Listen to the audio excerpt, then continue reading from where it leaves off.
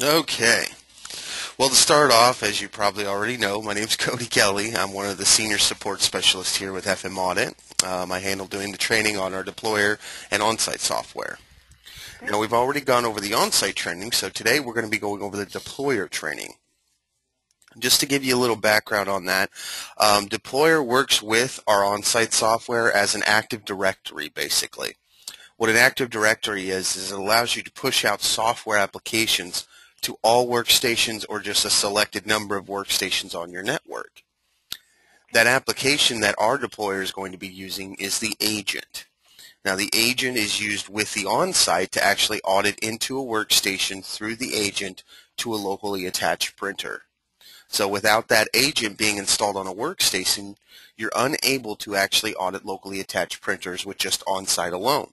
So it Right. requires you to install the agent, and that's why the deployer comes into play, because it will actually go out and install the agent to each workstation for you without you having to actually go out there one by one to each workstation and install it like it had to be done in the past. Yes.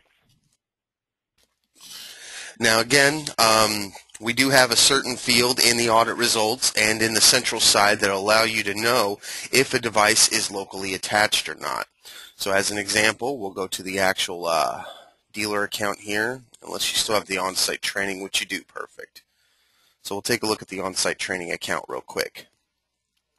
So as an example, if an actual device was locally attached here, it would actually show up in the local ID field, which is right here.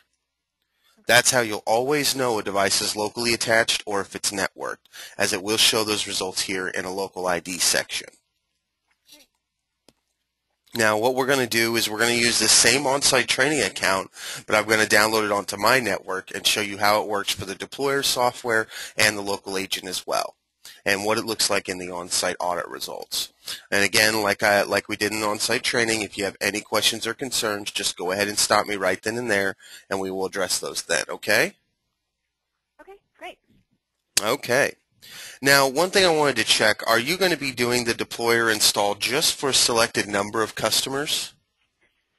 I'm sorry, can you repeat that? Are you going to be doing the deployer and agent install for only just a selected number of customers, not for everyone? Yes, exactly. Okay. Then we'll skip the first portion, which is enabling it for everyone in the template settings. Oh, Since you're okay. going to be doing it per customer, you'll always be doing it under the Audits and Manage Install Notification section. Okay. So, the only reason why you wouldn't is because, why would you or wouldn't you do that, I guess, is my question. Not every client is going to need the deployer software installed on their network because they only have network printers. So it would be Right. a waste of Got it. space to be actually installing the Right. deployer with the on-site at the same time unless they need to Right. use it. Right, right, yeah. That makes sense. So in this case, the on-site training customer has informed us that they have locally attached printers. So we know then before the install phase, we need to enable the deployer for them. And again, we would do that after we created the account like normal, like I showed you in the on-site training. And then we'll come up to the Audits and Manage Install Notifications section. You're going to notice, as I said before in that previous training, that everyone has their own unique template. So as you can see here, we can edit that specific customer's template here without affecting anyone else's. So as you can Okay. see, you've already got that with the Trojan. As you can see, they've got the agent and on-site and deployer included for them. So it shows you Okay. just right there how you can enable it for specific customers. Oh, okay. So, I actually have an open ticket right now with you guys for LSS. Is that why I can't see some of the things that they have downloaded via agent? Is because, Yeah, LS, this account right here, yeah. it looks like they haven't gotten on-site installed yet. Let me double Oh, check. Yeah, it looks like they do have the on-site installed. They just don't have any locally attached printers showing up, correct? Just the Netwell? They've got two well, he's agents that seeing showed it. up. Well, he's seeing it. He said they're seeing 4 devices on their side, Uh-huh. and when I looked at it this morning, I only see one. So. Yeah, he's got to make sure that the actual device is showing up with the four required fields, which is manufacturer, model, serial number, MAC address, plus meters. Okay. So I guess I So, should. yeah, if he's got MAC address or any of these four fields missing, HP, model, serial number, or meters altogether, it will be removed when it gets imported into Central here. Huh. Okay. That's just audit So smart logic. And again, as you can see, if got it's it. locally attached, it shows up its driver information here under local ID. Okay. So yeah, I guess I can talk to you later about it. Yeah, definitely. Once you get access to the client's site, it would be a lot easier to troubleshoot what's going on with them. Okay. Yeah. But it looks like they installed the agent one by one themselves. They didn't actually use the Yes. deployer option. So Oh, again, that okay. is an option. Okay. But as for this customer, they wanted to have you deploy it for them. So you do that by simply editing this option here. Okay. Which again brings up their template. And it's just like it is in the on-site training. Again, most cases you're going to leave this with the defaults. And then under Okay. application, though, you're going to enable the agent and deployer for them by simply just checking the agent, which automatically enables the deployer. Okay. Clicking the settings here or here takes you to the actual application settings tab for that application. The first one is the deployer tab, which is a pretty simplified tab. Just asks you to put in the subnets that you want to scan or what you want to exclude during the scan. The checkbox is when it wants to check for updated software, which is typically defaulted to once a week. Run an auto discovery, when it's going to actually discover for new workstations on the network where it can deploy the agent. That's done daily. Again, you have the ability to drop down either one of these and change it to hourly, daily, or weekly. And then hide devices. We typically uncheck this due to defaults of not hiding devices from you right off the first initial scan, so then you can actually see if any device is inactive, have them check that out, troubleshoot why, and get it back into the list as reporting as an active device. Inactive is basically going to be a device that does not respond to our query. It basically will do like a ping request, and if it times out there, doesn't respond via WMI, then that would be considered an inactive device. Most systems come standard with WMI enabled, but again, if some of them do not, then those will be considered inactive, so those will be hidden. So that's why we uncheck that during the first install of every customer to ensure in case a device needs to be picked up but it's not because WMI is missing, we would actually be able to get that in place. Okay. Show only manageable workstations. Again, that's another option that's really left up to you if you want to enable. We usually default that as checked, as it will then only show workstations that actually are manageable. We got in there, but even if we failed to log in, we still got in there to the device. So we can still troubleshoot and actually make it an accessible device. So again, we default that always to show only manageable workstations as well. Okay. The agent is a pretty simplified tab as well. Always use the latest version is defaulted, which is recommended. Stay with the initial version or even use a specific version. Again, we always default it to use the latest version. That way you're always using the latest agent build that we have available. Right. Okay. And then update any current installs to this version if they are using an older version. Basically what this will do is say they're using a 309 and not the 310 build. They would actually update them to the 310 build during the install phase on that workstation. Again, in this case, most of them that we already have deployed here internally are already using 310, so it would actually skip past that install. Unlike the agent's not locked down to a specific dealer, anything like that. The agent is just a simple service. All it is a service that's being installed on each workstation, has no user interface whatsoever or any configuration from that point on. Okay.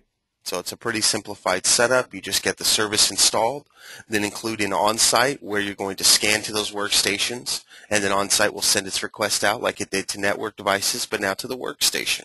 The agent service will pick that up and convert it to PJL or PML commands, and then audit the device from those command lines.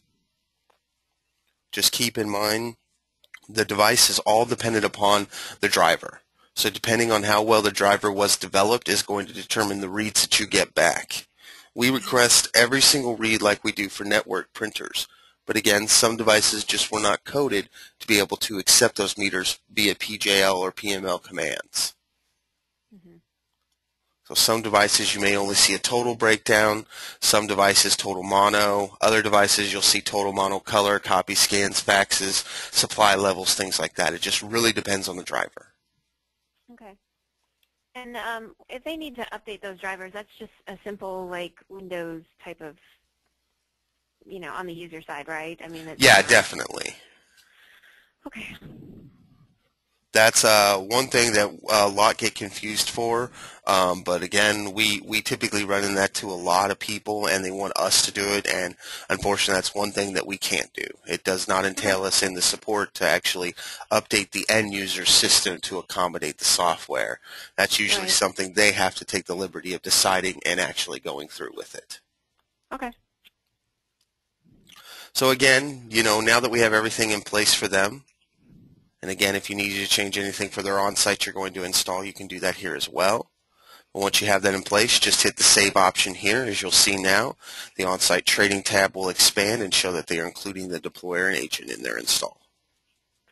So when I had done this remotely, I actually had set up Sonance and Horizon Private Cloud. I didn't go through this Edit tab. I just had them download it, from the Accounts tab.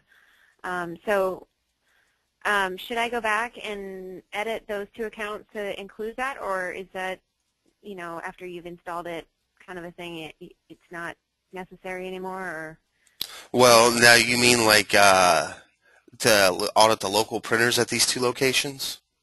Yeah, so Horizon Private Cloud, yeah, those two accounts, I had them, download it from the Accounts tab, but I didn't go into here and, I didn't see that pop-up box. I didn't know to do that. So they have should I no do that agents now? installed then. It must, yeah. Yeah, you've got two options there. You can either have them go to the help website at help.fmaudit.com/FMAA and download it here and do the installs themselves one by one. That's how you had to do it in the past. You had to actually walk Okay. around to each workstation and do the install through the steps here. Okay. Other option is where you would just come back like we're doing now. This customer already has an on-site installed, but we just need to actually install just the deployer. Enable it like we did here, have them re-download the install to the same workstation on-site is on, but hit cancel during the install of on-site. Then it'll immediately open up to start the install for deployer. Okay. Okay. So no, they don't actually have to be installed at the same time. You can always install deployer at a later date. Okay. Okay. So what's the advantage to having deployer installed? It's basically to pick up those printers that are not showing up on the network, basically. Is that correct? It's basically going to be your management understand tool that's going to manage those workstations and update them when a new agent release comes out, things like that. Okay. Okay. So it makes it trying to understand this. no problem at all. Ask as many questions as you want. So when I'm doing the initial installation, I'll have them download on-site, but after they've downloaded it, I go to this box, or do I do that at the first? It would be best to do it at the first if you can, but sometimes not everyone will let you know that they have locals, so you'll find out after the install. Right. So how do I do it all at once? Have Just them download. basically like we're doing now. Before they install on-site, you would enable it for them through this template option here. By editing So it's it. not under the account tab at all. You have Correct. It always will have to be enabled from here. Okay. Once you've enabled that, then you'll proceed to the actual account in question or send them an email install. Okay. So it's a two-step process, basically. Yeah. Once you've gotten it enabled, then you go to the customer's account, sign into Central, navigate to that client's account with the accounts, view accounts, expand option, and customer's account. And then you'll see when you select the on-site install option, Right, right. you now see the deployer instructions here on the far too. Right, right. Okay. So that's how you'll always know that this installer is going to be embedded with a deployer launcher as well, because you'll see those actual requirements displayed here next to the on-site. Oh, okay. But this particular screen is only for on-site for that download, right? Unless it Or shows deployer here. If it does, then deployer is going to be embedded with the installer too. oh, okay. So you'll How do see. you? Go ahead. Oh, I was just going to say, how do you? I guess would you? I guess I don't know. Sorry, I was just thinking. Is it? It normally does not come that way because we didn't select it that way, right? Correct. So like Through the admin. if you saw like one of the other accounts, let's see which other ones there are that didn't have it. Like your account, iGOT Docs. See how it just says FM Audit On-Site there? When we go to Right. that install process page, you'll see it just shows the on-site there. Okay. So that's how you'll know. You'll know if you're installing deployer because it's going to show its requirements over here on the far I right. see. Got it. Got it. Okay. And any account that Alrighty. does have it, as you can see, clicking that same download installer link, it's going to take you there and then show the deployer options. Okay. Perfect. Now again, all the adjustments here of network, proxy, and the links here all pertain still to the on-site. None of these Okay. changes that you would make here could apply to the actual on-site or the deployer software itself. Okay.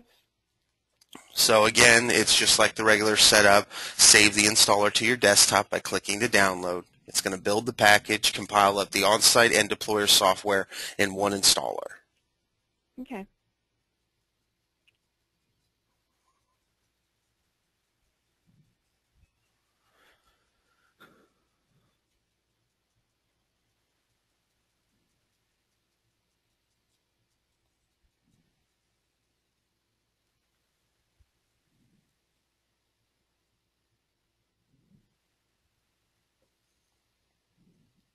Once it gets built up, as you can see down here at the bottom, it finally finished. We would again select Save or Save As. Save As allows you to choose the directory you want to save it to. Selecting just Save would automatically save it to the Downloads directory.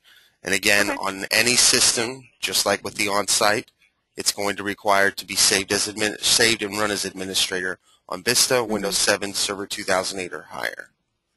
Okay.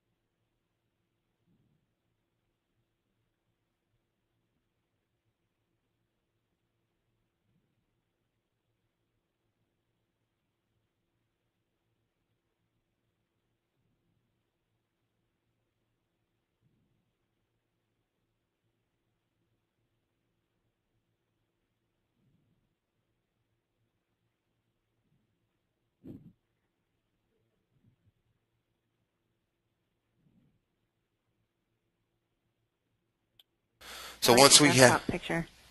well, yeah. That's funny. I did it to my wife, and it really freaked her out when she turned on her monitor. I bet. I bet. She thought, I mean, hers is a pretty clear, crystal clear LED one, so she actually thought something had happened to it. That's hilarious. Oh, yeah, it was a pretty good time. Just kind of a joke that around the office here, because our boss, he kept breaking his iPhone's front glass plate. Oh, So right. we got it loaded with that on his desktop, just as an inside joke. Yeah. That's funny. Okay. Now again, wherever the installer is saved is going to be dependent upon you. You'll either save it to the downloads directory or to the desktop like I prefer. So you can Mhm. simply go to the desktop, right-click, and run as administrator, again, if it's needed on Windows Vista, Windows 7, or 2000, Server 2008 or higher. So Okay.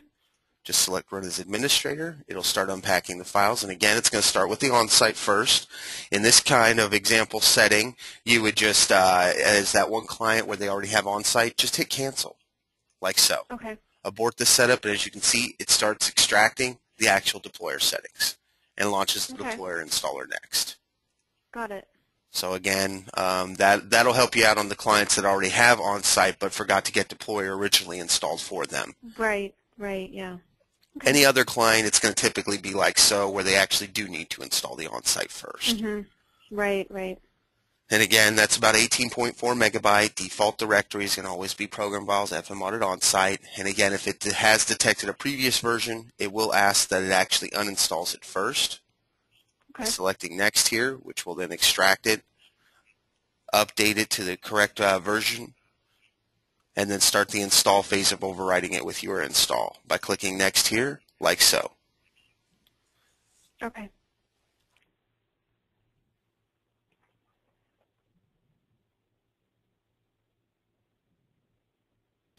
I probably should have chosen to do an actual clean install. I forgot that I'm using an actual beta on-site, so that's why you see those warnings there. I No have problem. some issues with getting that cleaned up on my system, but it should have overwritten. So again, like I said, once that finishes out, then deployer launches up. And again, Great. it's the same simple installation window. Just hit next, about 15.6 megabytes for this one. But it does Okay. install under Program Files, FM Audit, then FM Audit Deployer. Okay. So select Next.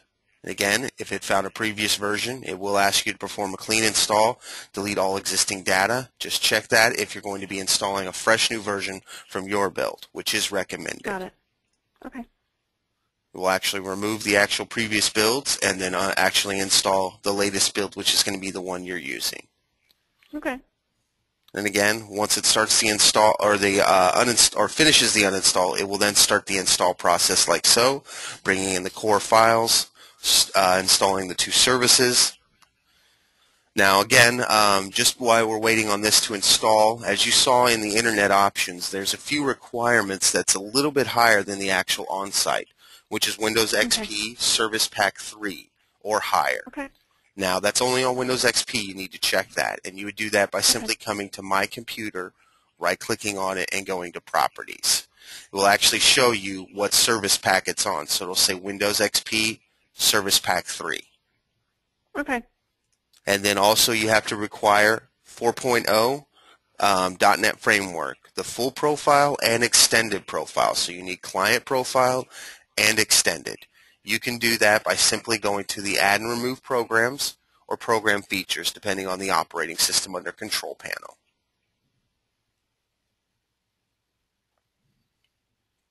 So again, it'll be Programs and Features in Windows Vista and above, and it'll be Add and Remove Programs and anything below. Okay. Both will look the same. They'll have the same setup of the actual programs that are currently installed. And again, you have client profile and extended profile. Those are the two core frameworks that are required for the actual deployer. Okay. And I will send you a troubleshooting guide that you can keep with you to troubleshoot these types of issues. So Okay. you'll have the link in there that will also take you to the download for that build if needed. Okay. And then again, IE9, Firefox, Safari, or Chrome is supported in the actual deployer software. Okay. So now that you've got the deployer set up, it is recommended to run it before you mess with the on-site. The reasoning behind this is because you need to have the actual on-site knowing where to actually audit those locally attached printers first. So that's going to be basically the first thing. So in order to actually get those local devices, you need to get that set up first. So most people usually go straight to the deployer software. They don't even mess with the on-site until after they get the agent deployed because they need those in the audit results. Right, right. So you would come to All Programs, FM Audit Deployer, and launch the deployer by clicking on it. Unlike on-site where it requires you to right-click and run as administrator on Windows Vista and above, FM Audit Deployer does not require that. You can simply click on it like so, and it will Okay. automatically open up.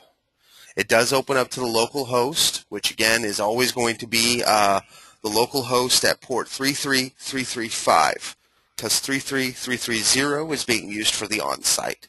So we randomize it to port 3335. Too many back-to-back threes there. It throws me off. Right. But again, Okay. you'll rarely come into that issue where that port's closed in any way. Okay. It does take a second when it's first loading up here.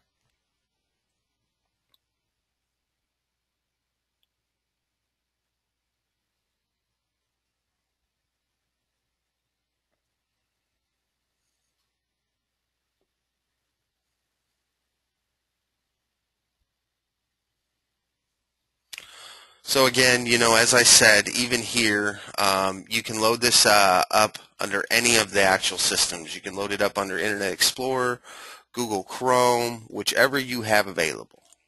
Okay. And again, as I said, once it's been loaded up once, it does have a little bit faster response time from that point on.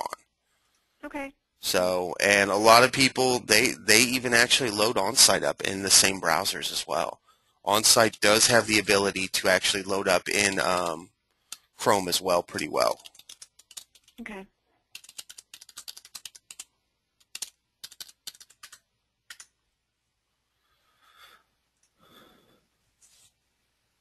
So as you can see, we've got the deployer opened up in this tab and OnSite in this tab. I did want to point out that the OnSites now automatically run an audit. So you will have your first initial audit, but it's not going to actually show the details of the actual locally attached printers unless you already had the agent. Unlike with mine, I already had the agent deployed. Okay. But again, I will go over that real quick for you, but I just wanted to point out the license is tied to the deployer software as well. Okay. So the license that we're using here is also tied to this deployer software. And again, these are previous audits right here that I did in the previous on-site. I didn't do a previous clean install, as I told you when I was doing the install, so it didn't wipe my database. It just updated it and merged it into yours. Okay. I'm wondering if, yeah, that's what I thought. It's actually still sending it to there. So let me do that real quick. Might help if I also ran that as administrator. It's probably going to generate an error. Yep, there's that error. It couldn't access the path where it actually stores those XML settings. It'll still do the install, but it may not bring across every setting. So that's the main reason why you got to always run as administrator when doing the Okay. installs.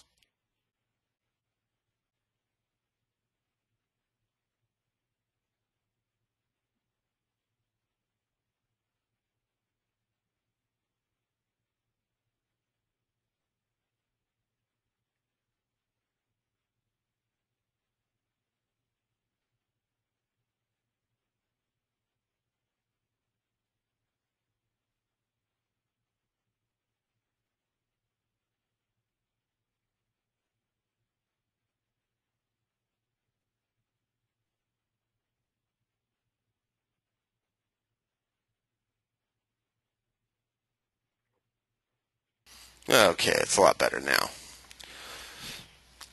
So again, the license is tied together, so it does need to be an activated license, which is going to be done on its own. It tries to do that right after the install, as you can see. Once it stops discovering, it will then actually go to auditing, which will automatically activate the license.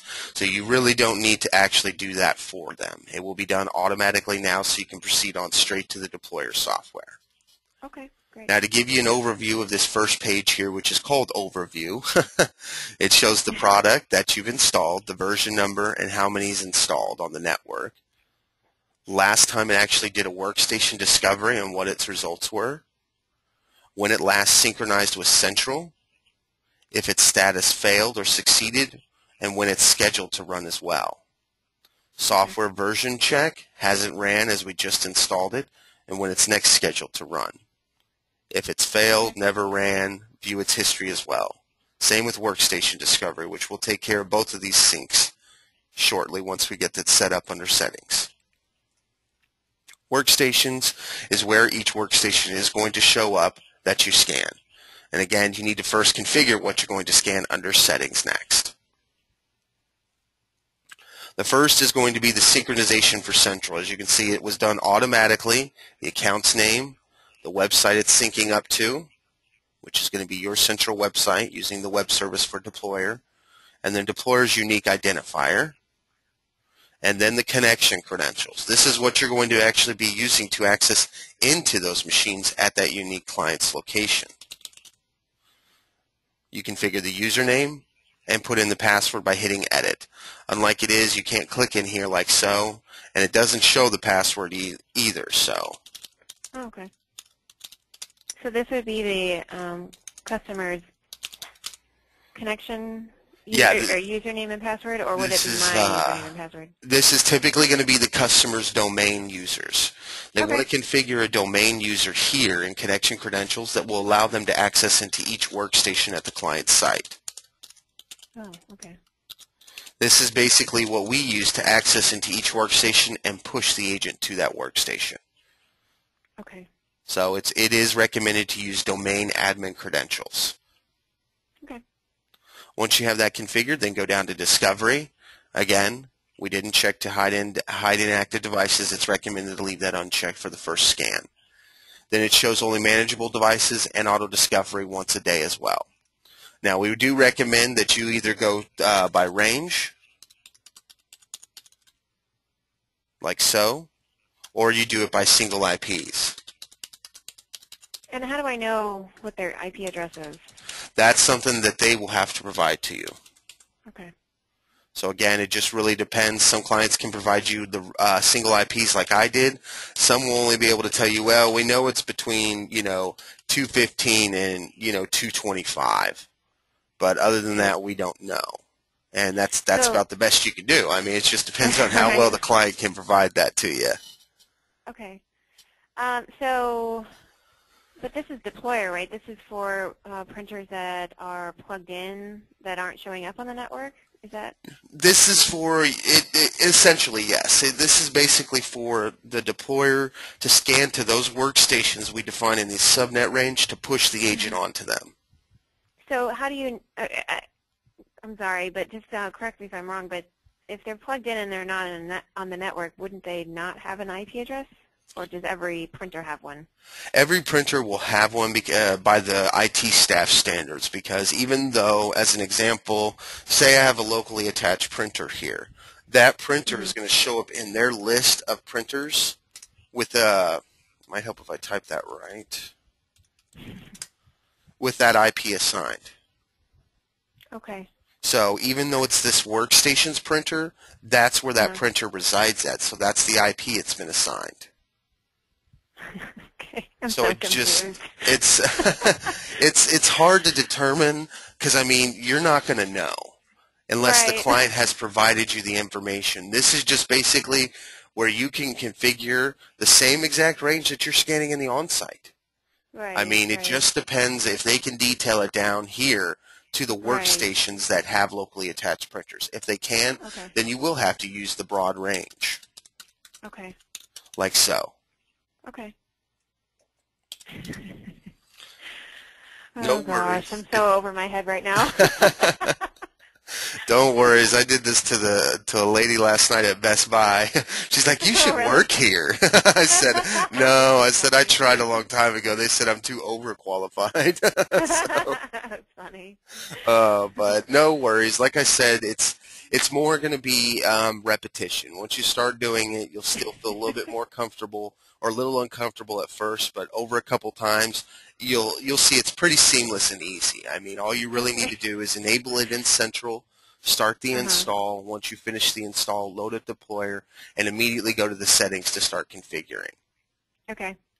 And again, like we did, we configured the username that we're going to use to access into each one of these workstations to install the agent software for them. And that's what we're defining now is where we're going to scan to locate those workstations. Now again, Right. like I said, it just really depends. Some clients are going to give you 4 or 5 ranges of workstations to cover. Just explain to them, Right. you know, we're going to be scanning to every single workstation on your network with these ranges. Right. Okay. So then they may actually limit them down to a little bit more defined for you. Okay. So as you can see, we validate, and it'll light up green if those are validated and saved. It'll light up red if they did not save or that's an incorrect range format. Okay. So basically what you've done is you're going to first configure the connection credentials automatically, Mhm. go straight to Discovery, configure the ranges that you want to scan or single IPs, and then download the software next, which is going to be Oh, done. I'm sorry. Go ahead. Oh, I just thought of a question. Go You ahead. said under the General tab that I remember as you were moving on, you said that the username should be the customer, but if they don't have admin rights, does that make a difference? It does. You'll see, though, in the Workstation Discovery, you'll have the ability to actually configure it for each workstation if needed. Okay. But So some of they, them, because some clients' networks won't have domain credentials that can go into each single workstation on their network. okay. So, and that will have to be done per workstation that cannot connect that way. Okay. But this is basically a global credential setting that will allow you to access into each workstation without having to configure it manually for each one. Right. Okay. It'll typically be a domain admin. But again, like you said, not everyone may have that available. So sometimes Right. you may be left with what you can, work with. Like as an Okay. example, you're installing at a church. I highly doubt they have an IT staff at a church. So, Exactly. there are going to be those scenarios where you have a pretty small customer, but Right. they should be able to provide you at least, which I'll show you once we discover the workstations, what they use to sign into each one. So, because you do have that ability. Okay. Now, downloading the software version is simplified. Everything's already defaulted, so all you really have to do is just hit download. It will automatically download the 64-bit and 32-bit installs, and when you're doing the actual install, the deployer will be able to determine which one it needs to push out to that workstation. So it's not like you need to choose 32 here, 64-bit here, and so on down the line. Okay. So it downloads each one and saves them to this directory here: Program Files, FM Audit Deployer, and Applications.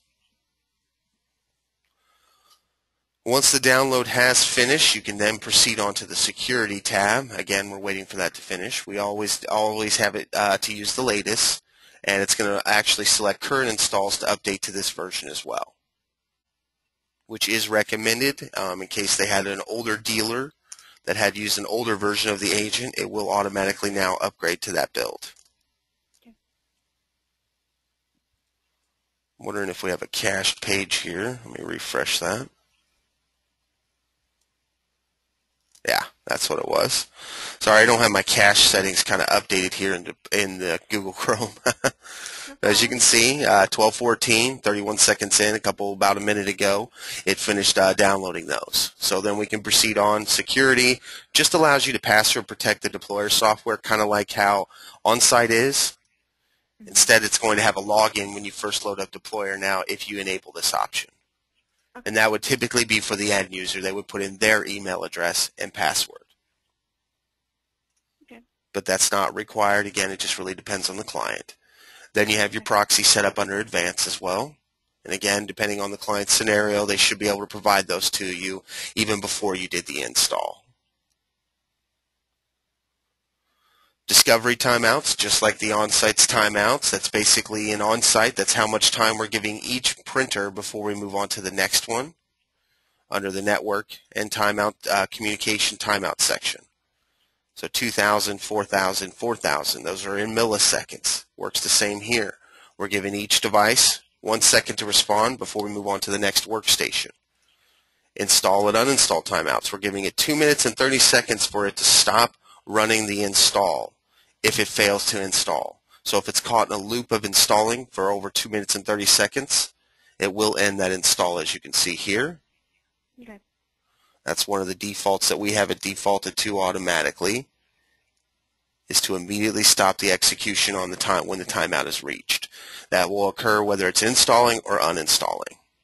And then logging level, which is going to be defaulted to normal. That's your logging, which is over here on the far right. If you see me expanding the activity log here, anytime you have an issue, it's going to display those here.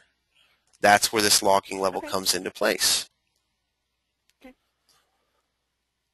And again, like I said, once you load up the deployer, first configure the credentials of what you're going to use to access into each workstation, configure the range, download the software, and then that's pretty much it unless you need to change anything from the defaults. Other than that, you would immediately go to Workstations and start your discovery by hitting the Discovery button. It's going to search, and every time it finds an actual workstation, it will add it to the list here. And again, it does show up on the activity log when it's actually going to finish doing its discovery. As you can see, its percentage is going through, whether it's skipped IPs, has it failed to find a device there, things like that. Okay. Got it. Any system that actually fails to actually be detected will actually not show up on the list here. As you can see, that would be these red ones here. Okay. And again, this does tell you a tip on how to find out if this is an actual workstation. Run this on the actual workstation, and then that'll open it up for us. So there are helpful things in here that will tell you if you have an issue, what you can do to get it fixed. Okay. So as you can see here, we've got the actual list of the agents that are installed, which is in this actual category here that I'm checking, which is going to check all of them down. The host name of that PC, the IP address, its MAC address, which will only work once we sync in and do a check. Last time it was detected through the deployer. Again, its agent version, notes, and status icons. The status icons tell you if you're having an issue.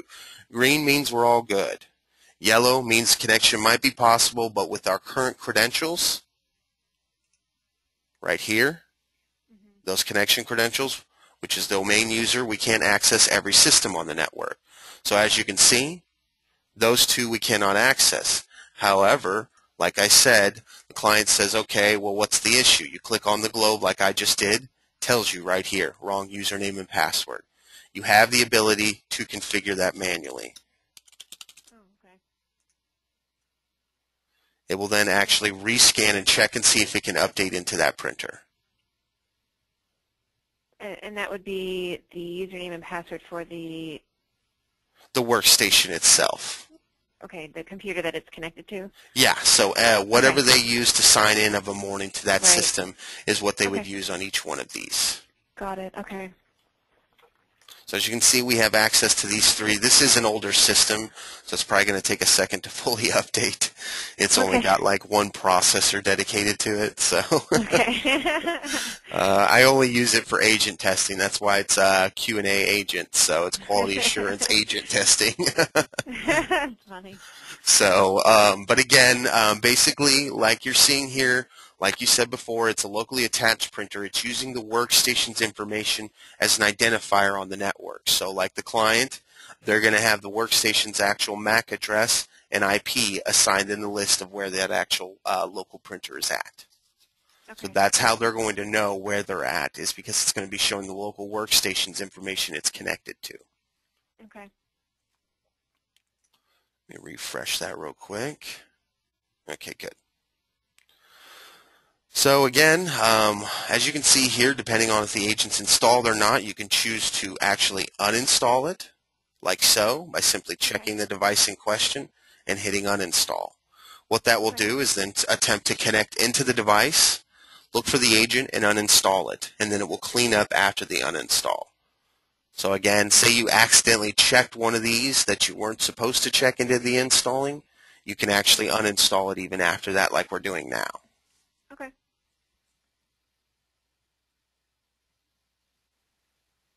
But by checking that box, that's how it goes to Central, basically? Or is it already on Central right now because it's on this screen? It won't show up in Central until we audit it with the on-site. Oh, okay, we're not there yet. but it will always be able to show up here as workstation. This is only going to show workstations on here. No network printers will detect in this software, nothing whatsoever. Right, right. Okay. So now say you needed to do the install. You just check the two devices in question. The client says, well, that host name and this host name, we know that we have locally attached printers. Can you install on those two? Simply check those two and hit the install button. Okay. It will actually detect if it's already got that build on there. As you can see, it automatically unchecked mine because it already has that actual build. Oh, okay. So again, if they already have the latest build, it's going to move on to the next one. As I said, the agent's not locked down to a specific dealer. All it's doing is installing an actual service, Right. just like the on-site does for it to run. The agent does the same thing. Okay. It installs, and that's all it is. It's just a service. Unlike with on-site service, it has a UI with it. Agent does not. Okay. And that's pretty much the gist of it with the actual deployer. Once you get the agent installed like this, then you go back into on-site, configure that to what you're going to scan by simply putting in the ranges in question, which again, yours was already configured for that. So you would hit apply if you did update them by simply adding the list in of the actual ranges they gave you and then hitting apply, which would save that. And then you just need to literally just kick off an audit. Okay.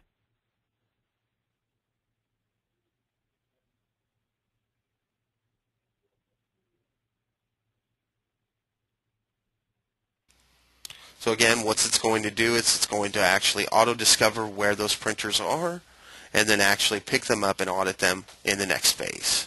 But again, that was already captured here, as you can see, for historical and status. As you can see, once it finishes out installing, it's going to show that build there. So you pretty much, it's pretty simplified in the deployer software. I mean, you just sign in. It tells you again once you've got information installed, when the agent was actually installed and how many's on there. Then again, like I said, settings, you really just need to configure the connection credentials, what you're going to discover, download the actual agent software, and then any other configuration that you may want to do outside of the defaults. If you're not going to change any of the defaults, these are going to be the three main tabs you need to focus on: General, Discover, Software Version, then to Workstation to start its discovery and deployment of the agent. Okay. And again, once it actually kicks off an audit here, I'm wondering if it didn't take the start now through the interface here.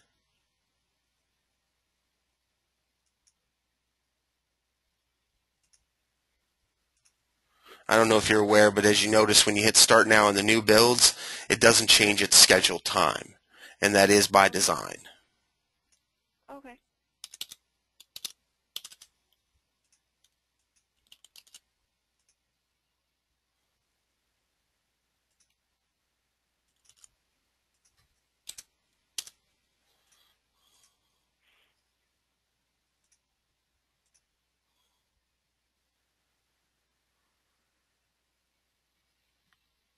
Well, while we're waiting for that to kick off, it should have already picked them up in these results here.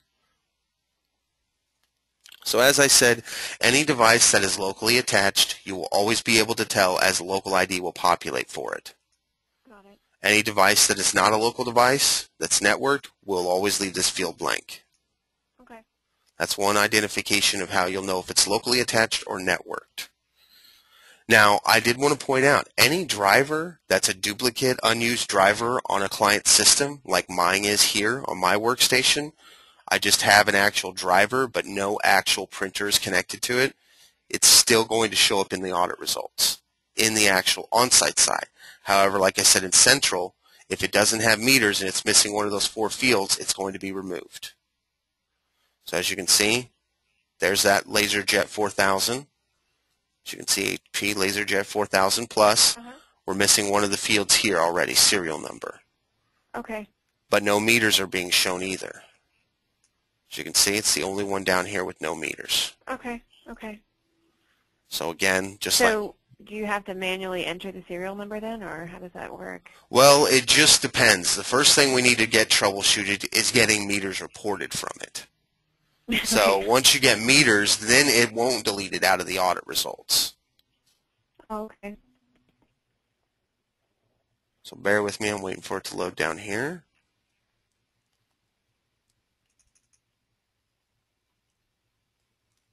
So as you can see, it shows up red. Okay. So it reported 3 out of the 4 fields. Okay. Yeah, because we got the MAC address from the PC. So as long Okay. as a majority out of those 4 fields are reporting, make, model, serial number, MAC address, it will allow you to restore that. But Okay. again, in your client scenario, it's either missing a manufacturer model plus MAC, serial number model plus MAC. It's missing Mhm. one or it's missing 2 or more of the fields, basically. Okay. Since it Okay. meets 3 out of the 4, it keeps it in, which Got it. allows you then to restore it. But it's not showing it currently in device views or your audit Mhm. results. This is only the Right. raw audit data, and it's hiding it from you currently at this time until you Okay. restore it back in.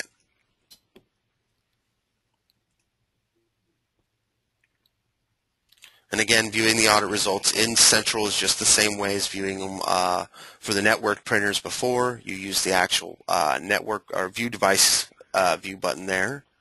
And as you can Mhm. see, it shows all the devices. Again, if they were local IDs, they will show up here. Okay. So as you can see, but only one of them reported meters. Okay. So this one is going to show meters, this one is not. But again, Okay. network devices, as you can see, you're going to see all those details from them. And if a device also fell off from reporting, you will know as well, as you can see from the last audit date here. Okay. So this one also.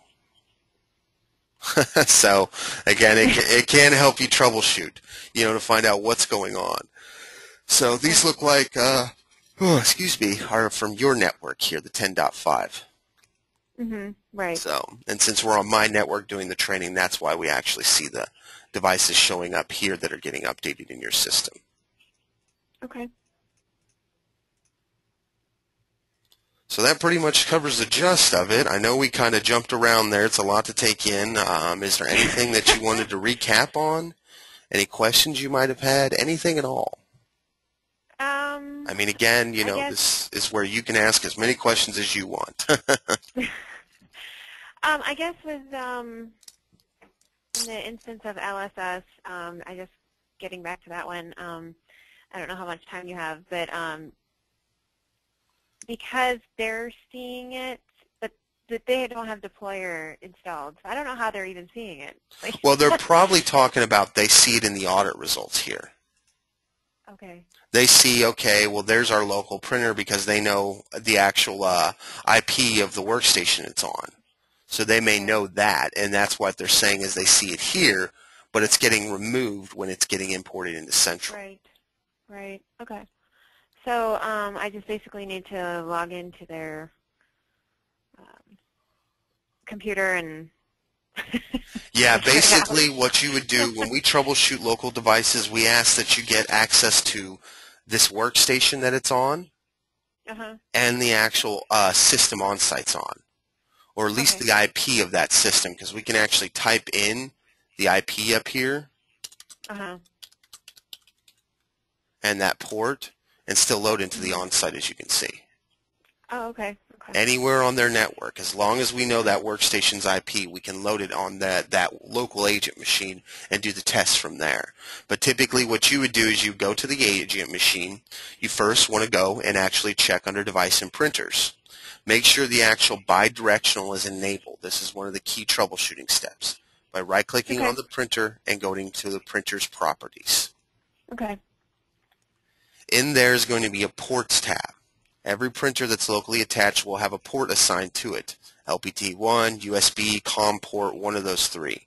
Right. And Right. again, bidirectional support should be enabled automatically by default. If it's Okay. grayed out, which this isn't grayed out, this can still allow us to check it, but if it's grayed out, you won't be able to check it here. There's only one way to Okay. resolve that, and that's to actually go into the services. Through Control Panel, Administrative Tools, and the services here.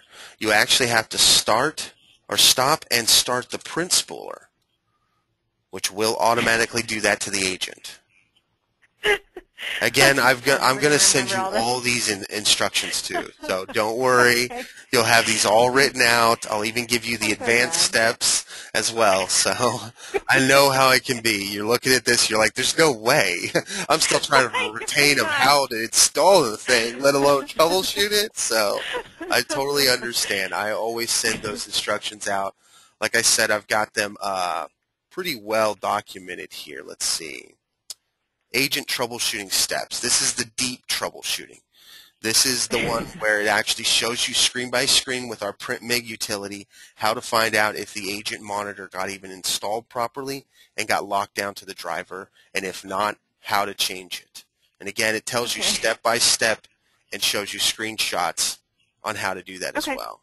And then, like I Okay. said, with the local agent, I'm going to have you have those steps as well. I think they're here. Yeah. I'm going to send you a list of devices that we have tested. As you can see, Oh, this okay. shows if they're going to show this information. This is going to be the column for an actual meter, and then any additional meters, serial numbers, and consumables. So Okay. again, a lot of the devices can only show total counts. Some of them aren't even supported for any breakdowns. I mean, it Mhm. just really depends on the developer of that device and how well they develop their drivers. So as an Okay. example, you can search for it, LaserJet, HPs. It'll take you down to those sections. Again, the HPs are pretty sophisticated, as you can see. So Yeah, definitely. it just really depends. A lot of them do have a pretty good capabilities, but again, we're always working to advance our agent to make it even more sophisticated and also send you these steps as Okay. well, which are written out step by step what to check for. Okay. And then the deployer steps as well. I've got them on here somewhere. Tells you if .NET Framework's missing, here's the link to actually download it. The Oh, Windows imaging component on Server 2003 is not typically installed. This is how to get it, which is required on Server 2003. okay. Again, any operating system, what you may need to do if you're missing certain components, troubleshooting, things like that. Okay. It's all going to be documented here for you. Okay. So that pretty much covers the gist of it. Was there anything that you had a question about? Again, just ask away if you had something regarding the other account, local agents, things like that. Um, Not right now. I'm sure I'm going to have 10 questions after I hang up, but I guess, if you could send me the audio and, the video for this, so I can watch it about 10 times. I'd appreciate it. No worries at all. Well, like I said, once you get out there and you get access to the client site, just give us a call. We can help you out on your first one. And Okay. anyone after Appreciate that that. as well. I mean, that's what we're here for. But one thing that may be helpful too as well is the STEPS website at steps.fmonit.com.